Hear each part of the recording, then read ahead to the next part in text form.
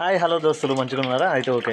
ఇందాక మనం కాలువ కాడికి వెళ్ళాం కదా, కాలువ కాడికి వెళ్తే ఒక అన్న నాకు చేపలు పడుతుంటే, అన్న నాకు 10 చేపలు అంటే ఇగో ఇచ్చి అన్ని పరకలే. వీటిని మనం పులుసు చేద్దామని ట్రై చేస్తాను, అందుకని క్లీన్ చేస్తాను. బతుకున్నాయి, ఇంకా ఎగురుతూ ఉన్నాయి. సరే, ఇది ఎంత అయిపోయినాక క్లీన్ చేసిన తర్వాత మళ్ళీ పులుసు పెడతాం కదా, పులుసు పెట్టినప్పుడు ఆ వీడియో చూపిస్తాం, ఓకేనా? వర్షం గారికి ఫ్రై మాత్రం రెడీ అయిపోయింది దోస్తులు. వీటి మీద నిమ్మకాయ లైట్గా పిండుకొని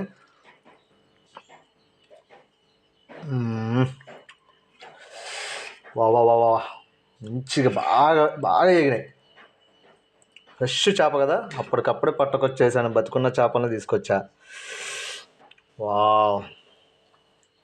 టేస్ట్ ఎట్లా ఉంది చూద్దాం.